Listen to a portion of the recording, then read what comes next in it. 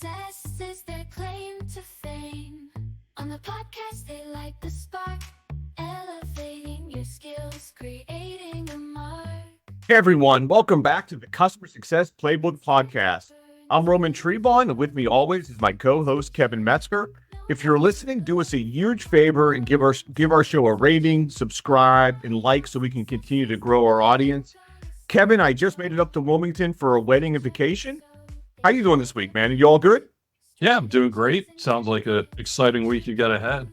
It's going to be fun. I'm looking to unwind a little bit, and a great way to kick off vacation because we have an awesome guest, Kev. Today, we have the pleasure of speaking with Rachel Provan, founder and CEO of Provan Success. Rachel is a top 25 customer success leader turned brain-based CS leadership coach and the founder of Provan Success. In addition to helping CS leaders find their dream jobs, her flagship certification course, the CS Leadership Academy, transforms new or struggling managers, directors, VPs, you name it, of the CS world into world-class CS leaders. Today on the Customer Success Playbook Podcast, we explore the issue of imposter syndrome in the customer success industry. Rachel's going to share her insights on identifying and overcoming imposter syndrome, offering practical strategies for building self-confidence and achieving professional success. Rachel, welcome to the show. Thank you so much. I'm so happy to be here. I really appreciate it.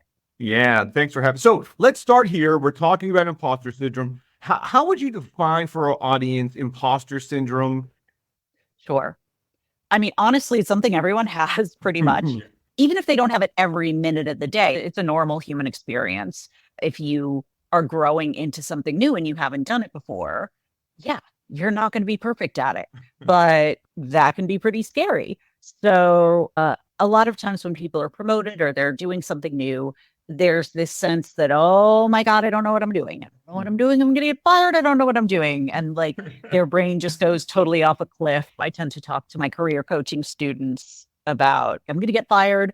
I'm not going to be able to find another job because I don't know what I'm doing. I'm going to lose my apartment. I'm going to end up living under a bridge. And oh my God, what about my children? And this is maybe because you don't quite know what to put on a slide for a slideshow, right? But you go there that fast. And people laugh whenever I do that because we all have that same thought process.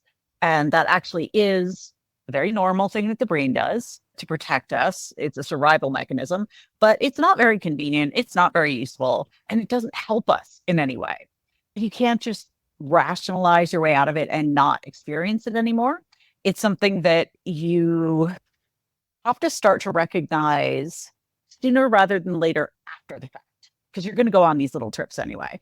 But the sooner you can stop it, the sooner you can be like, there is a mild possibility that I might be taking this too far. Like, if I had to say this out loud to someone, would they fully agree with me? Or would they say, that sounds crazy? Because in our heads, we have no idea that sounds crazy. We all make up completely ridiculous stories, tell them to ourselves, and act on them as though they are true. And the fact that we're even able to talk to one another is honestly quite amazing. But when you are able to break things down, my biggest piece of advice for people in this is find the fact. Find a fact in here that everyone can agree on this. Maybe you are new at this, or you don't know what to put on this slide. You're having trouble with this presentation. You don't know what to put on the slide is the fact. Is I'm going to end up living under a bridge, a fact. No. So what I really love are, all right, we're going to stick with the fact with this train of thought that we run away with, right? Where are the lies? Because your brain lies to you all the time.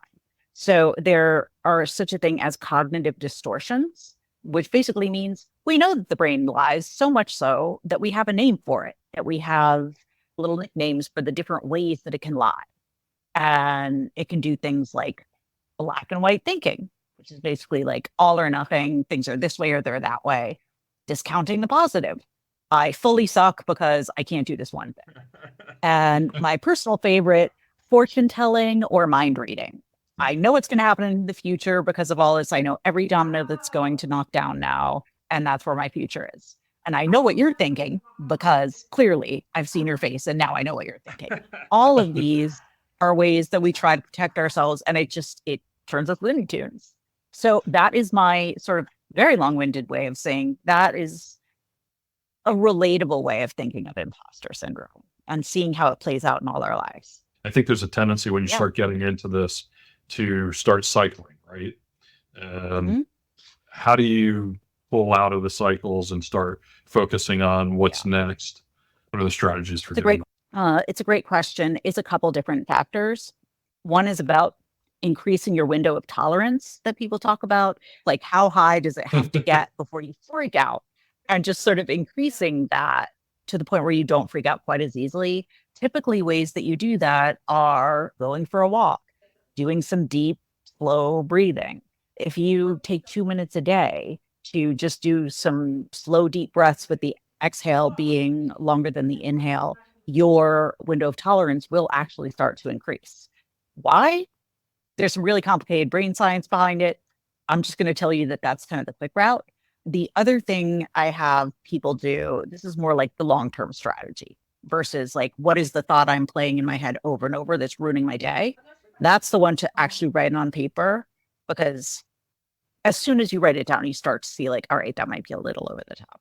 So that's a clue already that it might be a little over the top. But what I really recommend most of the time is what I call the belief scale, because you can figure out that thought and that, all right, fine, I was overreacting. But what you really have to do is change your beliefs about yourself and what you're capable of. And the fact is, you are not going to go from, oh my God, I'm a fraud and everybody knows it, to, oh my God, I'm the best CS leader in the world. Like, I am destined to be a CCO tomorrow. And, that's probably good, because you'd probably seem a little weird and all over the place if you switch that fast. So with anything that you believe about yourself, it's all about breaking it down into much smaller steps. No, not going to go from like, oh my God, I have absolutely no idea what I'm doing, to that level. But I can go from, I have no idea what I'm doing, to I could learn. That gives me agency. I can actually do something. I'm not doomed. And I can go from I can learn to I'm learning.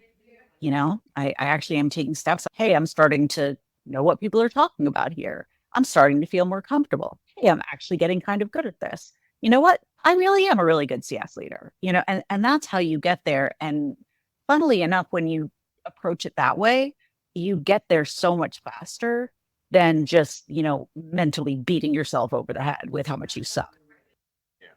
It can happen in a couple months versus what most people try and do, which is like outstudy it and be like, I'm going to work 10 hours and that'll do it. No, it's not. With imposter syndrome it's really only what you're expecting. Unless you have lied on your resume, which I really encourage you not to do, they know how much you know. No one if you've been hired into this position and you haven't done it before, they don't think that you know how to do every single thing. If you happen to say like, you know what, that's a really good question, I'm going to look into a couple things and get back to you on that. That's a normal human response. All executive leadership is just like a bunch of grownups in a room trying to figure things out the best we can. And the minute you realize that, it's like, oh, so there's really nothing different here. It really is a huge realization that just like, I was thinking you guys had something special and you don't. Like, you're just people who are confident and feel comfortable trying things out, having a discussion, trying things, failing and trying again. It's a conversation that I often have with my CSMs even. I'm like, it's okay not to know an answer. That's one of the things I think, and it's sometimes you feel a little less comfortable when you're in a leadership position not having the answer, but it's same situation. It's okay to not have an answer. It's actually, I think you come off as more confident when you're like, yeah, I don't know the answer to that question, but this is where we think we're going to go, and then we'll figure out the next piece and kind of drive it that way. It so comes down to how you feel, like the confidence level you feel. If you're just like, you know what, that's a good question, and honestly, I don't know, that's still secure. The thing is with the people who follow you, they just want to know like, okay, you seem okay with where we're going. Like you seem comfortable with the fact that you're in charge and the way you're taking us. So even if you don't know something, you seem okay with that. So now I'm not going to freak out. Yeah. And it actually creates a lot of psychological safety. That's like, wait a minute, he can say he doesn't know.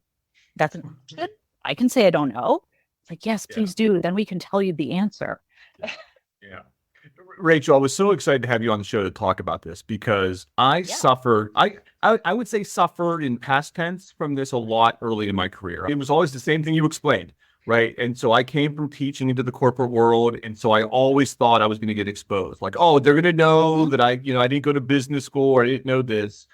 And there was a part for a while, it really drove me, right? Like you said, I'm working 10, 12 hours. I'm taking extra trainings. But that gets very unhealthy very fast without other strategies. And you mentioned a couple already, which I really like. Sharing, like talking about it, just verbalizing what I'm thinking in my mind. Like you said, I'm not going to live under a bridge just because the PowerPoint isn't exactly how I want it. Writing it down, journaling, I think for me is a big one, right? Getting it on paper, just getting that idea out of my head. Yeah. What other tips and strategies would you recommend for people that start to sense that maybe anxiety coming on that can really help kind of alleviate this?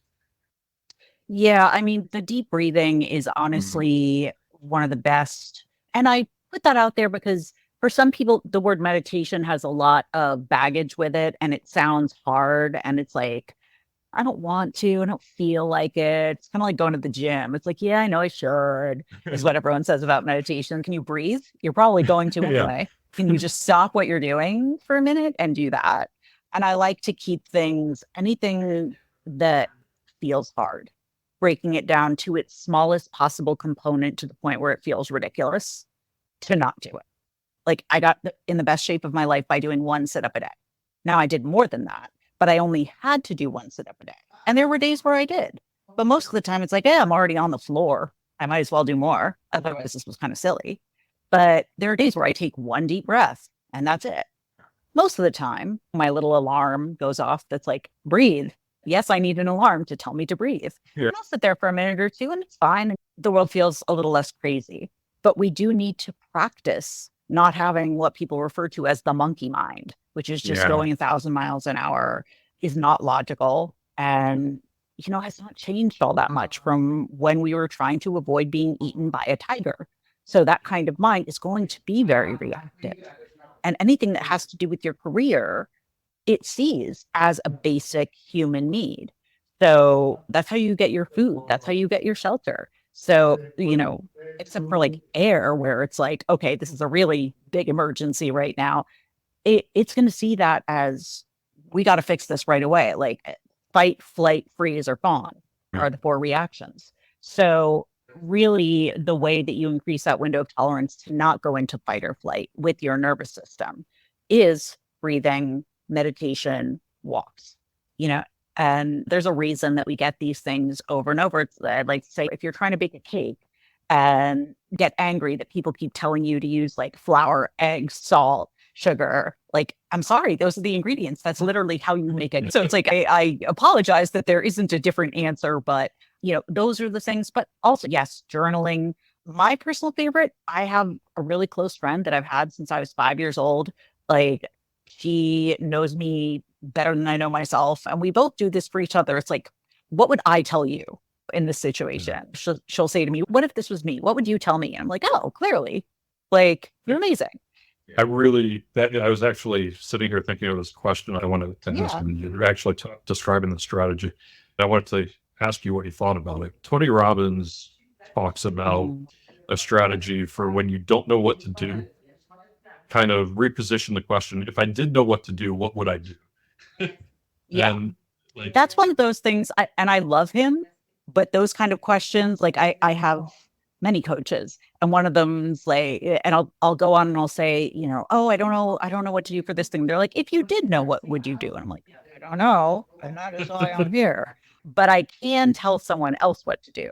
I'm great at giving advice. It's when it's me that I can't see clearly.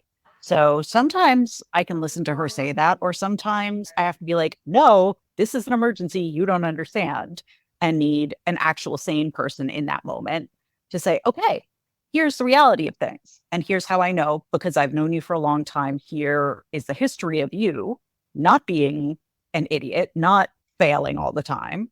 This is the reality of things. Somebody I know says like you can't read the prescription from inside the bottle. And that's how I tend to think of it as well. And it's hard, especially like as a coach myself, as a leadership coach, still experiencing these things to this day, and I tell people this all the time. I'm like, these things that I'm telling you to do, I fail all the time at them. Like, if you don't have perfect adherence to this, that doesn't mean it's not working. Like, some progress still counts. I just do this enough of it the time that I'm less and less crazy. And I can help other people with their confidence. That is kind of the main thing that people say that they walk out of my program with. Because honestly, you're not going to build and scale an entire CS department in 3 months, much as I wish you could. Like, you have a lot of reference material, I can help you with the phase that you're at. But that's the one thing that everybody walks away with, because I give them those tools and I focus so hard on the confidence aspect, on the boundaries. And I know a lot of this sounds like therapy, but there's a reason it's necessary. Part of the whole imposter syndrome thing also is when you don't have confidence, other people can sense it, and then they don't have confidence in you. And if you can't set boundaries and say like, no, I know what I'm doing and this is what I have to be doing and I can't do that. Now, when you're piling things on top of yourself, you really are going to start to get into a situation where you're not going to be successful because you're spread too thin. So a lot of those things, like, the time management, the mindset, executive presence tends to be, it's a term I don't really like very much, but it's just, fancy business words for confidence. And it's not going to look the way that you might think it looks. Confidence is going to look different for me than on like a 45-year-old guy. There's nothing wrong with that. But if I try and act like what I think executive presence looks like, which has been traditionally like some guy in a suit, I'm going to come off really weird. And guess how I know? Because that's what I did the first time I was a manager. I was so cringe. It's just leaning into who you are, what that looks like when you know what you're doing and are trying to help others. Once they kind of relax and see that people go forward and they're able to do these really great things, because even if they have little moments here or there, it's not a part of their identity anymore. They have this confidence going forward of just like, yeah, I know what I'm doing. And it's amazing what a difference that makes in almost any situation. Yeah. Yeah. And being vulnerable and say, like, I don't know, right? It's okay to ask for help, right? And so as a CS leader, Rachel, you work with CS leaders all the time. How can they create a team environment that fosters confidence, and how can they maybe recognize when maybe one of their team members may be going through these feelings of inadequacies as they are in the CS role? It's a great question, and it's a little tricky because, some people are just introverts. I am an extroverted introvert, which means like I can fake it really well and I can enjoy this, but then I will need a serious nap after this. So some people, if they're not speaking up a lot, they may have imposter syndrome, or they may not like to talk a lot in front of people. That's okay. But that's why you have one-on-ones. And that's why it's important to keep your team relatively small, like 6 and under, because you need to be able to have regular one-on-ones where people can tell you, hey, here's what I'm dealing with. Here's what's hard. And you have to be approachable enough, and it's okay to fail. It's okay to say you don't know something for them to feel safe doing that. Otherwise, they're going to be constantly keeping it from you. Like anything that they don't know, they're going to keep from you, which is only going to result in mistakes. So, and again, you can't do this if you're not confident. It starts with you. You set the tone. I always like to have people start a weekly team meeting with a weekly win, one personal and one professional, to sort of get to know each other. And then one thing where it's just like, what was a major fail this week? Like, just so the rest of us can avoid it, because we're all smart people here. Yeah. And if you did something that didn't work out well, I'm probably going to try the same thing. So if you would save us the trouble, that would be great. I had this PowerPoint presentation and I tanked it. And that sucked. But you know what? Here's why I think that happened. And here's what I've learned from it. And here's what I'm going to do going forward, so that people get comfortable with the fact that that's how you learn and that's how we share knowledge. Yeah. So Rachel, we are almost out of time here. I know we have a tight window here. So I have to say, if our audience has to go to provansuccess.com. You have so much great stuff on your site. You have amazing tips and tricks for people new into the customer success world. You're big on time management. I know we're going to go a little bit off topic. Talk about the importance of time management, because I love the stuff that you're sending out on time management. Yes, I have a free worksheet on that, like a free resource called the Focus Formula.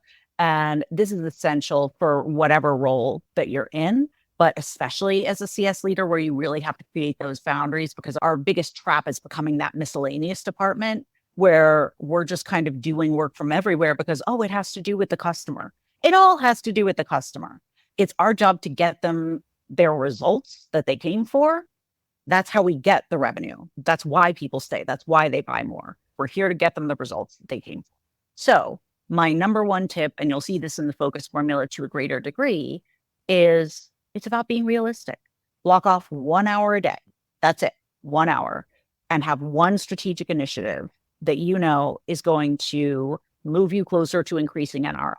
There can't be 5 first priorities. Pick one per quarter. In that 1 hour a day, Slack off, email closed, phone where you can't just automatically snatch it up, and work solely on that. And that's how you make measurable progress every day. Because if you don't do that, if you don't pre-plan it, you'll come in and the day will just take you. The day will seize you. You can't seize the day will seize you. So it's something that you have to plan for.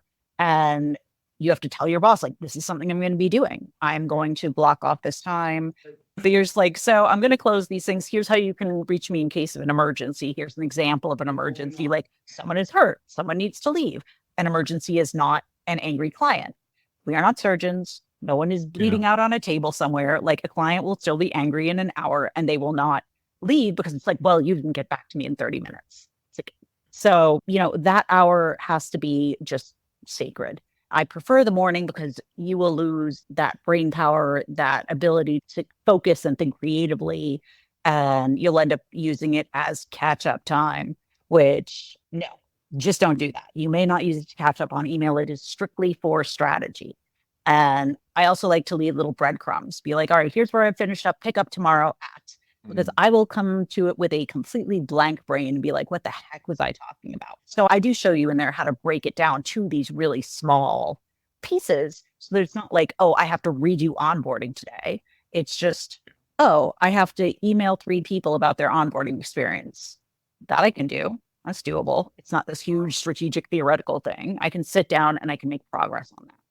I love it. So, Kev, any last questions for Rachel before we let her go? I think, Rachel, we appreciate having you on. It's been really great and appreciate everything that you've shared. Thank you so much. I love talking about this stuff. I also have a podcast, Psychology of Customer Success, where I speak exclusively about this kind of thing. But yeah, feel free to find me on either of those places. On LinkedIn, I am the least scary person in the world, so come say hi. Say hi to Rachel. She's amazing. I said, definitely check out her website, check out her podcast.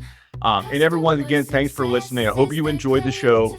Check us out on LinkedIn at Roman Trebon, at Kevin Metzger. Find us on our Customer Success Playbook podcast page. And as always, Kevin, keep on playing. Let's dive deeper into the playbook, the secrets they share. No need to look from onboarding to retention. They've got it all. Success is the goal. Gonna stand tall. With each episode, they share their views, strategies, and tactics that you can use.